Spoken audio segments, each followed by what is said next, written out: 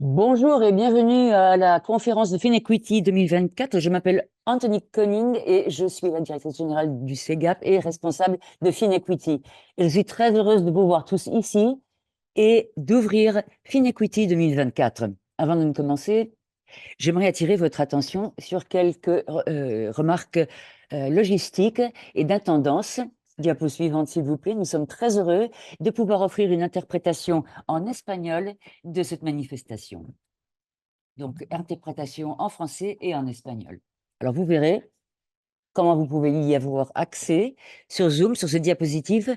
Vous voyez le petit globe planétaire en bas à droite de l'écran, Zoom, et nous allons partager tous les exposés avec vous, ainsi que les enregistrements que nous ferons aujourd'hui et demain de toutes les discussions que nous aurons. Alors, donc, restez sur le qui-vive. Je recommande vivement, ou plutôt, je vous encourage, je vous invite vivement à utiliser activement la fonction chat que nous avons. La boîte de discussion vous permet de contribuer, de poser des questions, et cela sera animé par la formidable équipe FinEquity qui est la nôtre. Alors, je vous présente nos hôtes à la diapositive suivante. L'équipe FinEquity qui est avec vous aujourd'hui. Donc, au milieu, à mesure que je commence vers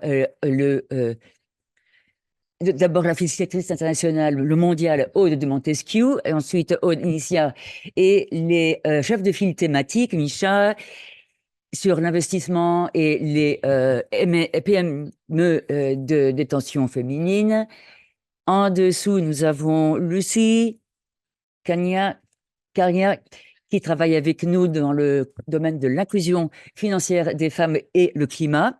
Et ensuite, il y a Penrose, sont des animatrices régionales dans l'équipe FinEquity ALC et ceux qui connaissent FinEquity Africa aussi. Nous avons une équipe communication excellentissime qui appuie cette manifestation, Cliembo et Daniel Contreros à la droite de la diapositive. Nous sommes tout à fait reconnaissants à l'égard de l'équipe d'avoir travaillé main dans la main et de nous vous offrir cette formidable opportunité d'avoir des interactions, des discussions et des modes de collaboration. Nous sommes vraiment particulièrement enjoués par le fait que nous avons lancé le FinEquity 2024 sur l'inclusion financière des femmes et le climat. Et sur ces diapositives, vous pourrez constater les contributions que vous avez faites. Vous avez partagé avec nous quelles étaient vos attentes et ce que vous espériez dans le cadre de cette discussion et évidemment des discussions de demain. Il s'agit d'apprentissage, de partage et de trouver ensemble des solutions que vous pourrez mettre en œuvre dans vos travaux quotidiens.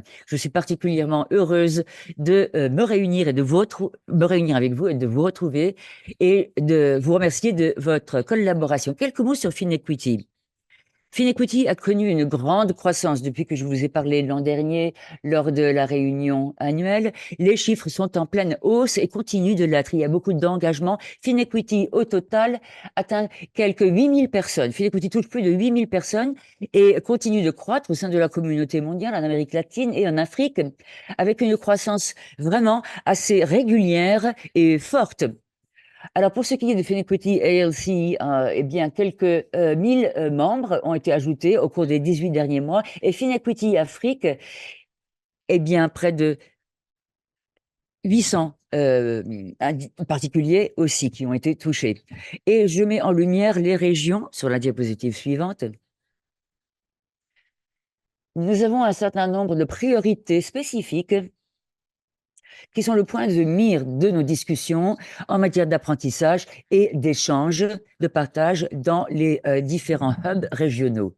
Et vous constaterez aussi sur cette diapositive que vous aurez l'occasion excellent de pouvoir rencontrer d'autres personnes dans les régions. Nous le faisons déjà au niveau mondial, mais nous sommes particulièrement heureux d'avoir l'occasion de le faire en face à face. Pour FinEquity Afrique le mois prochain, le 14 mars à Addis Abeba, et pour l'Amérique latine et les Caraïbes à Bogota le 11 avril. Voilà des points de mire et des opportunités excellentes qui se présentent pour tous.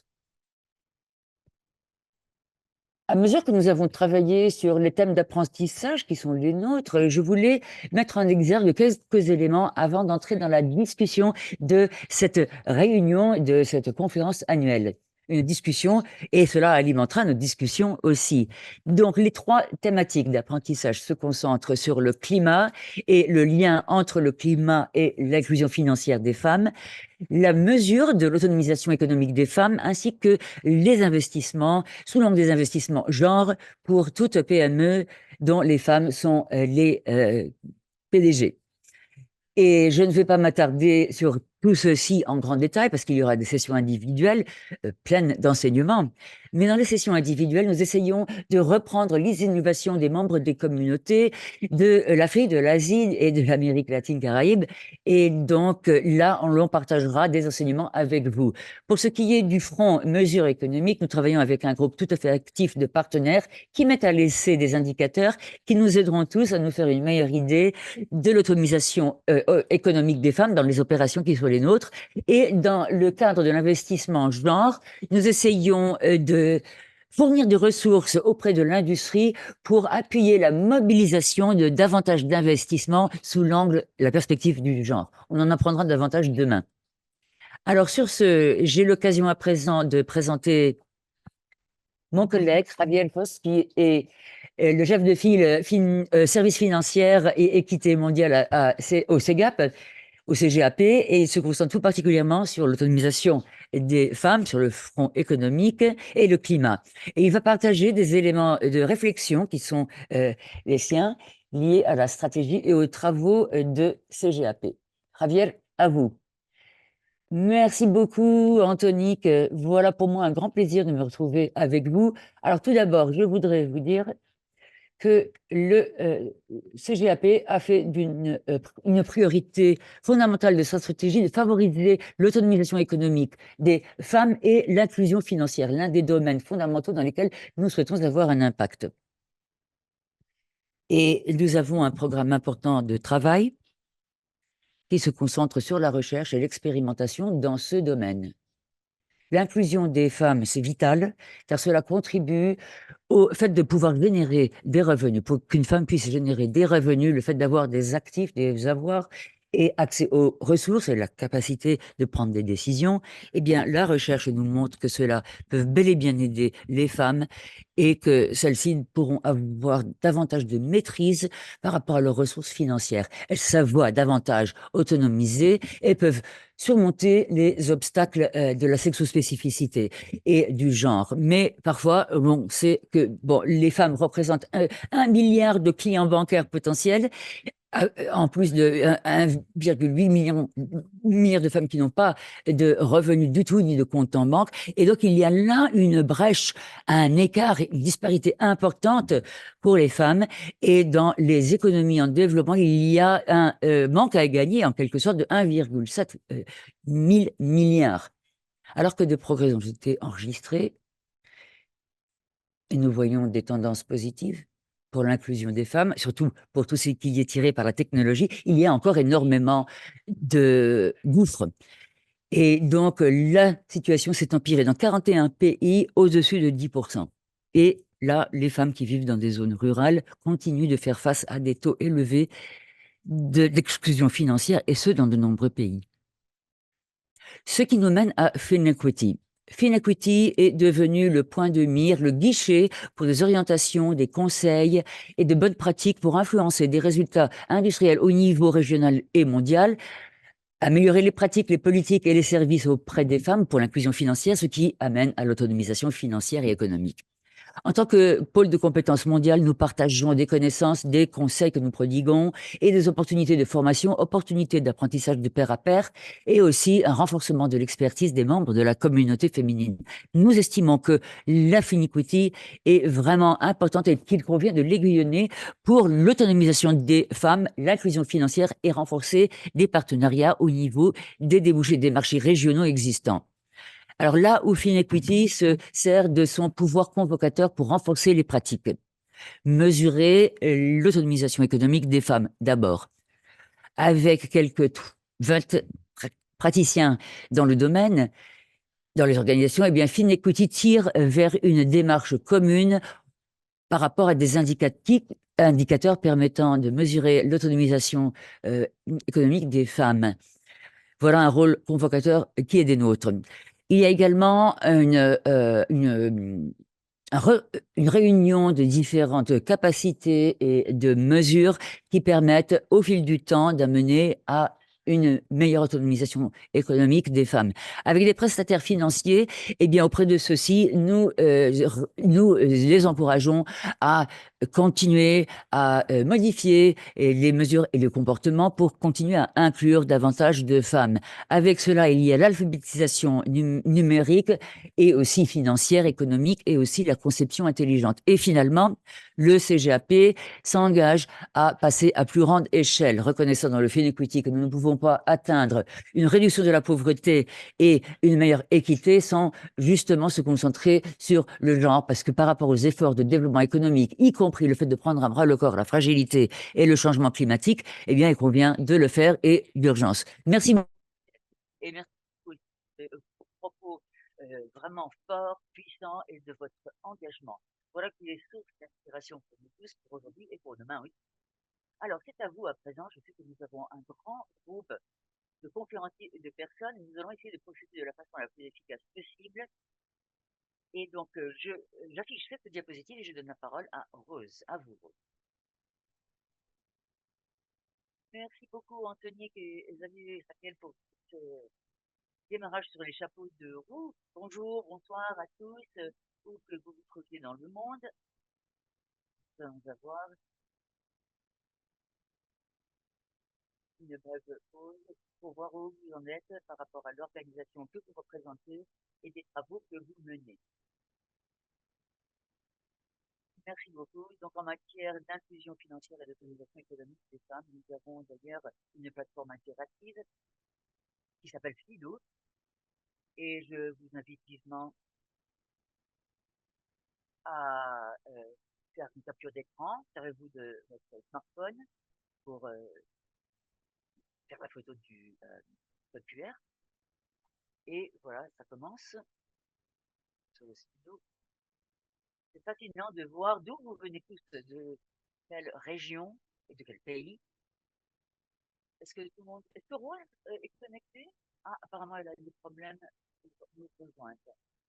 Il y a personnes qui sont encore en train d'écrire. Et les États-Unis sont bel et bien présents, certes, mais j'aimerais tant voir les autres pays, les pays d'où vous venez, parce que nous avons une excellente représentation de l'Afrique subsaharienne, heureuse de le voir, avec nos membres Finépitis dans la région Afrique de l'Ouest. Et il est intéressant de voir d'autres pays, Ouzbékistan, Mongolie, Thaïlande, Côte d'Ivoire, entre autres. Voilà donc un grand foisonnement de pays, ce qui est vraiment merveilleux à voir. Et il y a peut-être quelques personnes qui n'ont pas encore atteint le FIDO pour le moment, mais qui vont sûrement inscrire le nom de leur pays. Je crois que là, il y a encore quelques questions. Je ne sais pas qui gère les questions, mais nous pouvons passer à la question suivante sur la diapositive. Nous aimerions savoir quel type d'organisation pour laquelle vous travaillez. Quel est le type d'organisation pour laquelle vous travaillez? Quelle est l'organisation que vous représentez? Pour qui travaillez-vous? Beaucoup d'institutions de microfinancement, ce qui est excellent parce que nous savons que ce réseau eh bien, concerne vraiment l'échange de bonnes pratiques et le partage d'expériences que nous avons tous connus sur le terrain. Beaucoup d'ONG, je vois tout en haut. Ah, oui, voilà. Les ONG, les organisations à but non lucratif qui essayent de faire progresser l'inclusion financière et économique des femmes et leur autonomisation, qui font de leur mieux, services consultatifs. Il est très intéressant de voir une grande variété d'institutions qui sont ici représentées aujourd'hui avec nous. Et bien évidemment, servez-vous de la fonction chat aussi, si vous voulez inscrire d'autres réponses. Alors, d'autres questions qui sont posées. Quels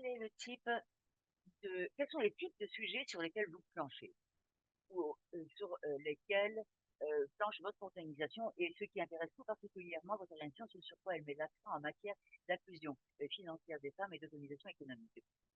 Je crois qu'il y a pas mal d'autres questions et d'autres diapos qui seront affichées, mais là, si vous pouvez faire vos choix sur celle-ci et en mentionner d'autres, donc quelles sont les modalités d'inclusion financière et les sujets les plus importants. Je vois GBV, et là, ici, les mesures de d'autonomisation économique des femmes, WEE, au sein de Finequity, nous nous concentrons sur cela particulièrement, et les normes du genre.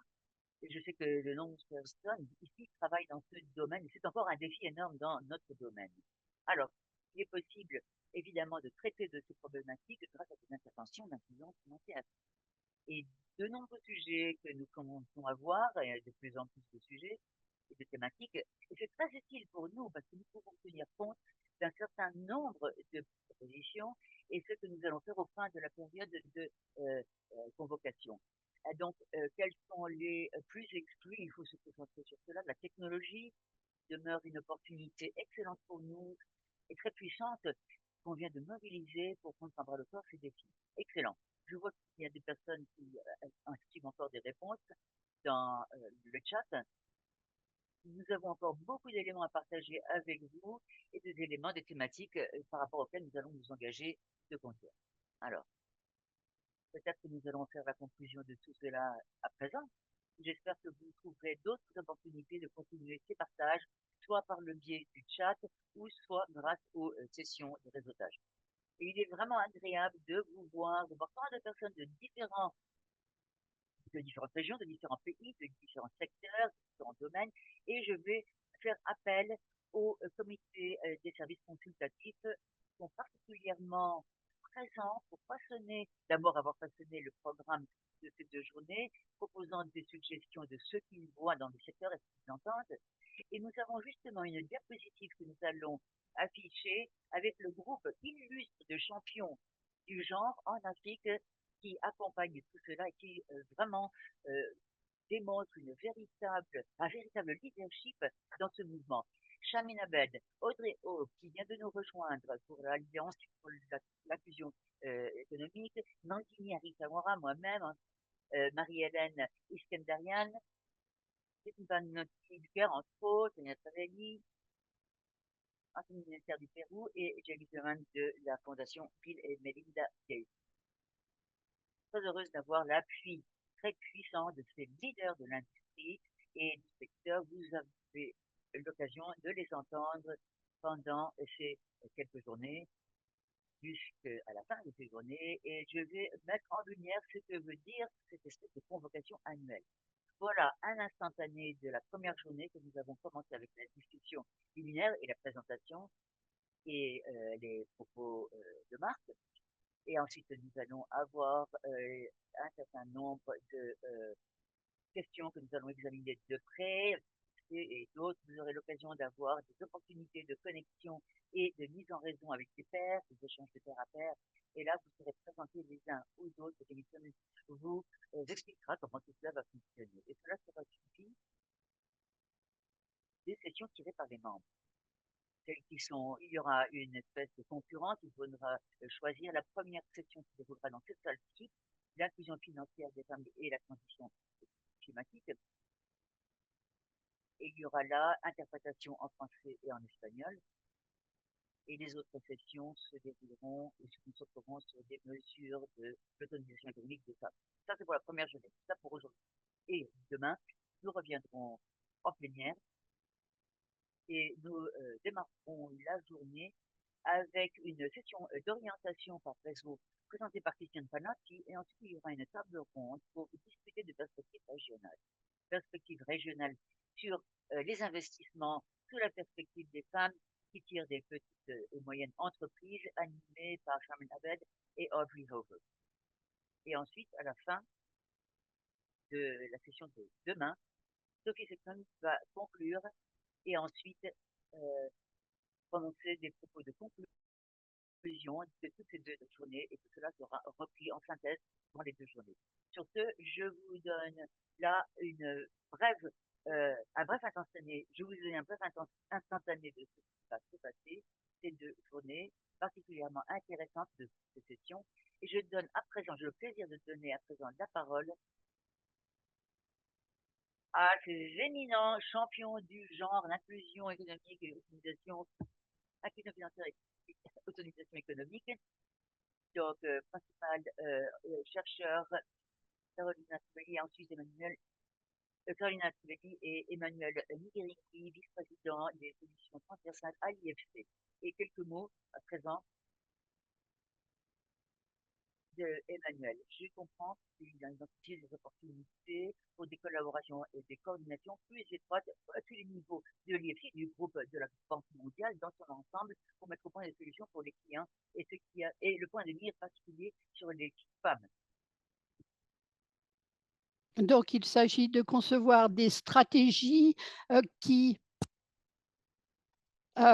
permettent aux femmes de pleinement participer dans l'économie. Et en plus,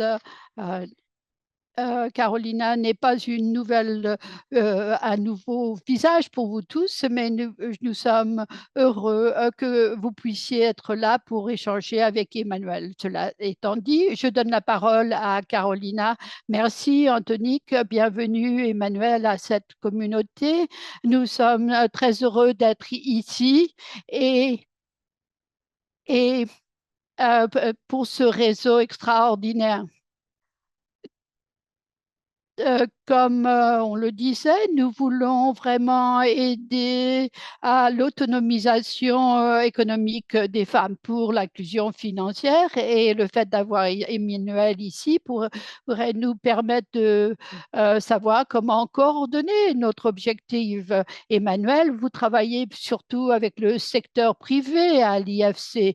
Pourquoi est-ce que la participation des femmes dans le secteur privé, cette participation ne reçoit pas sa bonne valeur? Comment est-ce que les femmes peuvent participer davantage à l'économie et quel rôle peut jouer l'inclusion financière pour que ces femmes puissent avoir ces avantages? Bienvenue, Emmanuel. Bonjour, Carolina. Est-ce que vous m'entendez maintenant? Oui. Je suis désolée. Je voulais vous remercier et vous dire que c'est un grand honneur pour moi d'être ici. L'année dernière, j'ai participé à cette réunion, j'ai écouté cela et je suis heureux d'être ici à nouveau. Pour répondre à votre question sur la sous-évaluation des femmes, beaucoup de femmes qui nous écoutent ont eu cette expérience, à savoir de la sous-évaluation des femmes dans le secteur privé, mais elles ont moins d'accès à l'emploi, moins d'accès au capital pour augmenter leur entreprise, un niveau élevé de violence sexuelle. Les femmes ne peuvent pas toujours hériter ou détenir des actifs et elles ne peuvent pas investir dans l'avenir. Je commencerai par un exemple pour vous montrer l'ampleur du problème. Nous savons qu'il y a plus d'1 milliard de personnes, 1 milliard de personnes qui n'ont pas accès au financement et donc un obstacle à la croissance des femmes qui détiennent les PME, c'est l'accès au crédit. 1,5 trillion. Voici l'ampleur du problème. Et la bonne nouvelle, Carolina, c'est que nous pouvons changer cela et nous devons le faire. Et je pense que l'accès au financement pour les personnes et les entreprises, surtout quand l'IFC peut aider, peut permettre de réaliser des progrès. Au niveau des ménages, nous pouvons aider les familles à avoir plus d'actifs, à gérer le risque et avoir plus d'accès. Si nous passons aux entreprises individuelles, l'accès au financement peut mener à plus d'expansion et à une croissance des emplois, ce qui est particulièrement important. Et puis, au niveau macroéconomique, ce que nous voyons, c'est qu'un des systèmes financiers mieux intégrés permettent d'accroître la croissance et réduire l'inégalité. C'est ce que nous voulons. À l'IFC, nous pouvons jouer un rôle essentiel quand il s'agit d'augmenter l'accès, surtout pour les entreprises et puis pour les entreprises menées par des femmes. Et j'aimerais vous donner un exemple. Nous avons un partenariat avec la Banque d'Afrique. Nous avons investi 77 millions dans une facilité de partage du RIC. Cela permet à la Banque de l'Afrique d'augmenter ses prêts aux petits et moyennes entreprises, y compris aux femmes. Ce ce qui se passe avec ce soutien, et je dois dire que cela se passe en Afrique subsaharienne, eh bien, cela permet d'avoir 12 000 nouveaux crédits, y compris 2 000 nouveaux crédits pour des femmes. J'aurais préféré que ça soit plus, mais au moins 2 000 entreprises sont visées. Et cela permet de renforcer le portefeuille de crédits donnés aux micro-PME qui appartiennent à des femmes. Donc, vous voyez l'échelle. Et un autre exemple, c'est ce que nous faisons dans la République kirghize, où nous soutenons des micro-PME appartenant à des femmes, et nous voulons que, que ces entreprises appartenant à des femmes, ces PME qui représentent seulement 30% du crédit, puissent être augmentées. Emmanuel, sans ces restrictions auxquelles se heurtent les femmes à l'accès au crédit et autres, et nous avons des progrès, et nous pouvons être optimistes quant au fait de résoudre ces problèmes, mais cela va prendre du temps, il va falloir des ressources. Mais aujourd'hui, je pense qu'en plus de toutes ces restrictions, les femmes sont affectées de façon disproportionnelle par le changement climatique. Y a-t-il un secteur pour l'inclusion financière pour donner des prestations aux femmes faisant face au changement climatique? Oui, nous savons que le grand défi, c'est d'adopter des mesures d'atténuation. Aujourd'hui, nous savons que les femmes sont disproportionnellement affectées par le changement climatique. Et si nous ne faisons rien, nous risquons de perdre les progrès que nous avons faits en matière de femmes. Donc, que faire? Voilà votre question. Eh bien, pour assurer l'accès aux services financiers, nous devons nous focaliser sur cela. Donc, à l'IFC, c'est ce que nous faisons. Tout d'abord, il est important d'accroître la capacité d'adaptation des femmes en leur donnant plus d'éducation, en leur donnant les instruments pour s'adapter et atténuer le problème. Ça, c'est des services que nous offrons. Et puis, il est important de viser autre chose, à savoir le leadership des femmes. Il faut l'augmenter. Cela peut pousser à des solutions en matière climatique. Il y a une étude qui a été menée par DIS qui indiquait que lorsque l'on inclut les femmes parmi les leaders, à ce moment-là, nous avons beaucoup plus d'ascension d'accorder à la pérennité. L'étude a montré que si les groupes sont plus divers, cela permet de réduire la consommation en énergie, cela permet de réduire les émissions et cela permet de régler d'autres problèmes. Donc, si vous avez plus de directeurs féminins, on a tendance à prêter moins aux exploitations agricoles qui créent beaucoup de pollution. Donc, on se focalise davantage sur d'autres éléments. Et finalement, tout ce qui est financement joue un rôle essentiel lorsqu'il s'agit de promouvoir les entreprises des femmes. Donc, les femmes entrepreneurs peuvent contribuer au secteur d'entreprise, mais également à tout ce qui est innovation en matière climatique. Mais il y a une restriction. Seulement 7% du capital de prise de participation est investi dans les entreprises qui appartiennent à des femmes. Donc, qu'est-ce que nous faisons à la FC, à notre niveau? Nous soutenons les femmes leaders et autres. Par exemple, pendant l'exercice 2023 qui s'est terminé en juillet de l'année dernière, nous avons eu des nouveaux investissements en matière de climat et de genre. Ces investissements se sont montés à 12%, alors qu'il y a 3 ans, c'était à 3,5%. Donc, nous voulons canaliser plus de financement vers ces domaines. C'est petit, mais c'est un mouvement dans la bonne direction si nous voulons continuer. Et à l'IFC, ce que nous faisons en matière de climat et de genre, c'est que nous pensons que le climat et le genre, c'est un peu un couple un peu euh, euh, euh, difficile. Par exemple, à la COP 28, nous avons lancé un, euh, un programme pour le Moyen-Orient, pour l'Afrique, sur le climat. Et l'idée, c'était de renforcer les organisations d'entrepreneurs locaux euh, euh, et augmenter l'accès au capital au début d'une entreprise, qui est important. Nous avons d'autres initiatives au Pakistan. Par exemple, nous avons le programme Planète Rico au Kosovo.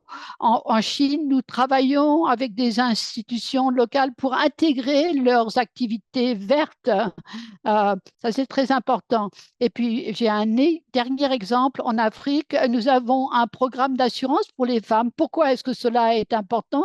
Parce que nous formons des organismes de réglementation pour l'assurance et nous formons les femmes en matière d'assurance.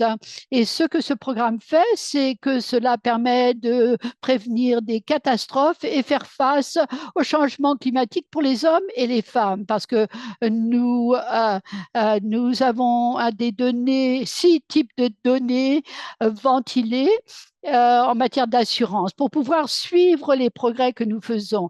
Et donc, ces marchés sont essentiels en matière climatique. Merci Emmanuel, c'est très intéressant. Ma prochaine question porte sur comment mieux cibler, mieux comprendre l'impact de ce que nous faisons avec cette bonne intention d'améliorer l'autonomisation économique des femmes et d'améliorer la situation étant donné le nouveau climat. Nous devons avoir de bonnes mesures. Nous devons pouvoir suivre le progrès et voir si les femmes deviennent vraiment autonomisées. Comment est-ce que l'IFC suit tout cela? Nous savons mesurer l'impact des services financiers pour l'autonomisation économique des femmes. Est-ce que nous pouvons vraiment assurer le suivi pour ces bonnes intentions et comprendre quel est l'impact réel? Oui, la réponse est oui, Carolina. Et je dois dire que j'ai été frappée par le fait que c'est un thème pour cette réunion de Fin Equity, parce que je pense que c'est vraiment essentiel. Nous devons faire du bon travail. Nous pouvons tous faire davantage et mieux, mais c'est ici qu'il y a beaucoup de progrès qui ont été réalisés. À l'IFC, nous voulons toujours augmenter la qualité de nos rapports. Et donc, jusqu'à présent, nous pensons qu'il est important d'avoir ces chiffres. Comment est-ce que nous travaillons? Nous travaillons avec les services financiers pour être sûr qu'ils nous fassent des comptes rendus. Et chaque année, les institutions financières que nous finançons nous font des rapports sur combien ils ont accordé de crédit aux entreprises appartenant à des femmes. Nous réunissons toutes ces données pour avoir une idée de combien de ressources sont fournies aux femmes qui sont propriétaires d'entreprises. Mais le rapport, ça c'est facile. L'autre chose, c'est le retour d'informations. Donc, ce que nous constatons ici, c'est que nous menons des interviews, des entretiens avec nos clients et nous avons des entretiens avec les banques. Nous voulons apprendre, nous voulons savoir comment nos prêts permettent des progrès. Donc, nous voulons mieux comprendre de la part de nos clients, des consommateurs, des consommatrices, et, et puis aller d'un pays à l'autre, d'un continent à l'autre. Je vais vous donner un exemple qui me vient à l'esprit et j'espère que cet exemple sera bien parlant. Il s'agit de l'autonomisation des femmes. En 2013, nous avons travaillé avec un partenaire, Itao. Itao, vous ne le connaissez peut-être pas, mais c'est une entreprise de services financiers basée au Brésil. Nous avons avec Itao conçu un programme de services financiers qui visait les entrepreneurs femmes, féminins. Et puis, nous avons donné un prêt de 470 millions de dollars pour un programme visant à accroître le financement des femmes. Et donc, en plus de prêter aux femmes, on visait les prêts aux femmes qui détenaient des PME. Et ce programme a connu 3 versions. Cela fait maintenant 10 ans qu'il existe. Chaque fois, nous voyons ce que nous faisons, comment l'améliorer. Et la focalisation a été sur le fait de travailler sur les services financiers pour former, pour relier les femmes entrepreneurs. Et à la fin de 10 ans, qu'est-ce que nous avons appris? Eh bien, nous avons plus de 350 000 femmes. J'aurais aimé que ça soit 3,5 millions, mais 350 000 femmes, oui, nous allons y arriver. Ces femmes ont été formées, ont participé à des ateliers et ont eu des échanges d'informations. Aujourd'hui, ITO est la seule banque commerciale qui a un programme pour ses membres et en 2023, cette banque a été reconnue comme la meilleure banque de l'Amérique latine. Donc, on reconnaît le bon travail qu'ils ont fait. Et je ferai une autre remarque, Carolina, c'est que c'est très important d'avoir de meilleures données pour le secteur financier. Pourquoi? Parce que sans données, pour savoir comment les femmes entrepreneurs épargnent et utilisent de l'argent, les banques ne peuvent pas vraiment répondre aux besoins des entrepreneurs féminins. Donc, il est important d'avoir des données ventilées par le genre au niveau national pour faciliter la prise de décision. Et pour nous, un partenaire essentiel, c'est Wi-Fi, qui est un groupement à plusieurs parties prenantes et qui a établi ce nouveau programme, ce qu'on appelle WeFinance, financement pour l'autonomisation des femmes. Et pourquoi est-ce que cela est important? Eh bien, cela nous permet d'utiliser et déployer des données ventilées par SEC. Et cela nous permet de combler les lacunes financières pour les femmes entrepreneurs. Donc, nous voulons utiliser des données pour mieux focaliser nos interventions. Et nous pensons que l'idée, c'est de réunir l'écosystème financier et arriver à concevoir des crédits pour les femmes entrepreneurs. Merci, Emmanuel. C'est vraiment la clé pour pouvoir déterminer notre travail en matière d'inclusion des femmes et d'autonomisation des femmes. Mais j'aimerais vous poser une autre question qui n'est pas simple. Vous avez beaucoup parlé du leadership et je suis pleinement d'accord.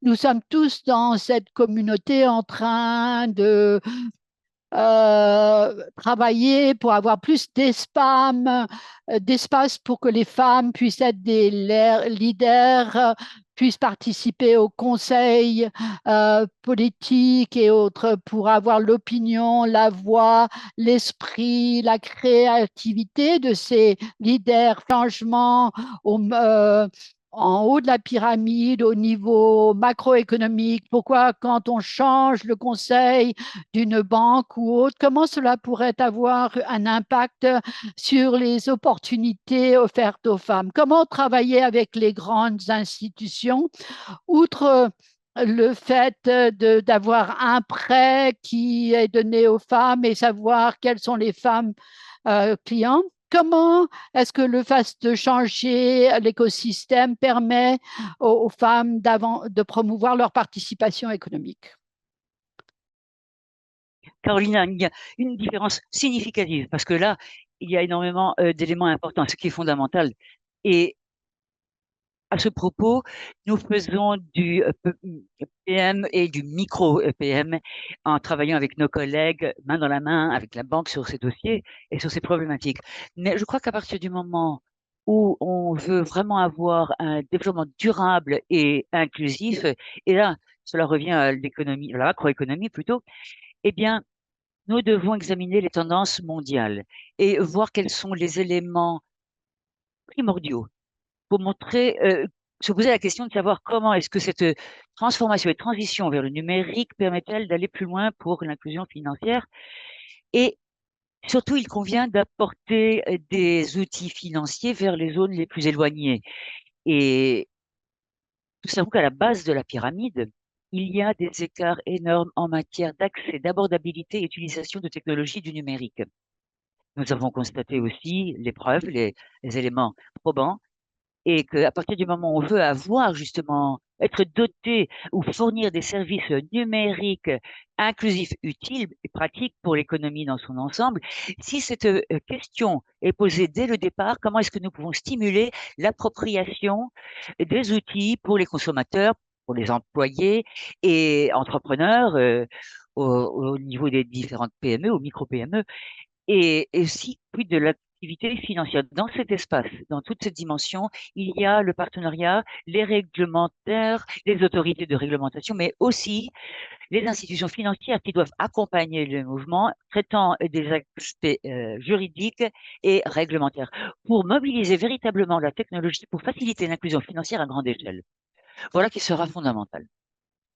Il me semble que nous avons besoin de faire évoluer les réglementations et la législation, permettant aux bureaux de crédit, aux agences de crédit, de mettre sur pied des registres pour, et donnant un accès aux femmes. Au Sri Lanka, par exemple, nous savons que les femmes ont des PME pour vendre de petits bijoux. Et ce sont des possibilités de nantissement en quelque sorte. Et disons, voilà, des garanties en quelque sorte. Et donc, il faut assurer qu'il y ait des systèmes financiers, mais des réglementations, des cadres réglementaires adéquats. Et ce qui est important par rapport à ce que j'ai mentionné et par rapport à la question de Carolina tout à l'heure, les institutions financières sont vraiment primordiales pour faciliter cela, et surtout par rapport aux données ventilées, aux données décomposées. Et là, nous ne savons pas comment exactement, précisément, nous transformons la vie des femmes par le biais des données. Et là, je crois que nous avons moins d'impact que nous pourrions avoir, que nous devrions avoir. Alors là, nous avons encore 4-5 minutes pour cette conversation-ci. Et donc, je voulais aussi reprendre certaines des questions qui ont été posées un peu plus tôt, mais quelques minutes aussi pour la dernière question et votre message définitif final, pardon. Donc, deux questions de la part de l'auditoire qui, à mon sens, sont tout à fait pertinentes et qui s'appliquent ici. Que peut-on faire pour traiter des normes sociales, sociétales et puis de toutes ces normes culturelles qui affectent l'accès des femmes aux services financiers et l'utilisation de ces dits services financiers? Deuxième question, quelles sont certaines des solutions non financières qui peuvent renforcer l'accès aux femmes et évidemment les mobiliser pour un accès financier plus présent? Carolina, il me semble que là, l'élément clé par rapport aux normes sociales, c'est d'engager la communauté dans son ensemble, la communauté dans son intégralité. Cela se distingue d'une autre question qui se pose par rapport à chaque communauté. Les communautés sont diverses et variées. Mais quelles sont certaines des normes qui existent sur tout un cycle de vie? L'appropriation ou la détention des avoirs, des actifs, l'exemple du Sri Lanka que j'ai évoqué plus tôt, ou le Ghana, où ils ont également traité de cette problématique. Comment peut-on accepter plus que ne serait-ce qu'une garantie financière? Comment est-ce que l'on peut traiter de la participation, l'élément leadership, etc. Ce sont d'autres éléments.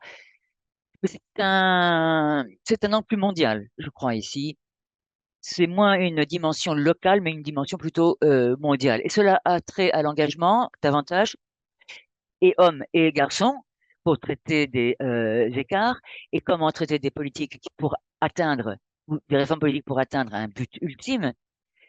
Et si l'on veut engager, faire intervenir les femmes tout au long de la chaîne, une femme propriétaire ou directrice générale, etc., c'est la pièce qui est fondamentale. Et lorsqu'on a également la question de la violence sexuelle, sexiste, et des femmes qui doivent avoir accès à des soins ou à des services santé et autres pour que les femmes soient traitées de façon appropriée au niveau national mais mondial aussi. Cela peut varier d'une région à une autre, mais cela aussi va dans le droit fil de l'éducation, de l'engagement des différentes communautés et surtout se fonder sur des bonnes pratiques et l'amélioration des pratiques au niveau gouvernemental, au niveau de la pyramide. Par rapport aux solutions financières, je crois qu'il s'agit véritablement de cela. J'ai l'impression de me répéter, mais les données, comme j'avais dit, les politiques, les réformes, les politiques elles-mêmes, et comment impliquer les différentes communautés. Et là, l'on circonstanciera les outils par rapport à ceux dont on traite. Merci beaucoup. Voilà qui était très utile et plein d'inspiration. Je termine par cette dernière question, car vous avez parlé de votre enthousiasme par rapport à Finequity. Comment une communauté de pratiques telle que la nôtre, par exemple, comment peut-elle jouer un rôle important pour faire progresser l'inclusion financière des femmes et favoriser l'autonomisation économique des femmes? Je crois que des communautés telles que la vôtre sont excellentes. Et puis, dans l'ensemble, il convient d'examiner l'empreinte et surtout la lumière que l'on jette sur des problématiques fondamentales et importantes. Donc, il y a évidemment le démarrage. Ensuite, on insuffle pas mal d'élan, on ravigore et on pose les questions qui s'imposent. Donc, l'on met au point des solutions financières et aussi judicieuses par rapport au climat. On veut aussi mesurer l'autonomisation et la résilience des femmes, mais aussi mobiliser l'investissement sous l'angle du genre pour les femmes chefs de PME. Et donc, des domaines qui sont critiques et le monde entier parle de ces différents éléments, de ces différents domaines. Et là, parfois, il y a des chercheurs, des économistes qui interviennent, mais cela dépendra. Par rapport à la session où l'on décrivait tous les pays, enfin tous les pays qui sont présents sur le SIDO, voilà qui est tout à fait puissant. Alors, 1500 nouveaux membres qui arrivent dans tout ce programme. Il y a quelques années, une partie de cela, enfin, des personnes telles que moi-même, eh bien, nous sommes énergisés, ravigorés. Et cela nous porte à vouloir trouver des solutions et résoudre des problèmes. Sous l'angle régional, mais aussi, je crois que là, il s'agit vraiment d'une communauté déjà très puissante qui traite systématiquement de ces domaines et de ces problématiques. Et ensuite, il y a la question de diffuser les bonnes pratiques, tout simplement. Donc voilà qui est particulièrement puissant. La capacité d'innover, de concentrer le cerveau en matière d'analyse, des cerveaux concentrés en analyse, et toujours le partage. Le partage aussi et le fait d'avoir un environnement sûr pour vraiment traiter de tout cela, mais de façon sûre et protégée. Alors voilà, c'était excellent parce qu'en 30 minutes, vous avez vraiment parlé de beaucoup de choses et je vous remercie beaucoup d'être venu avec nous pour nous donner ces excellents exemples et nous les montrer. Et nous vous invitons à continuer d'être un membre actif de notre communauté. Merci infiniment et aussi de la part de toute l'équipe Finequity. Et à présent, je donne la parole à Anthony. voilà, qui était vraiment particulièrement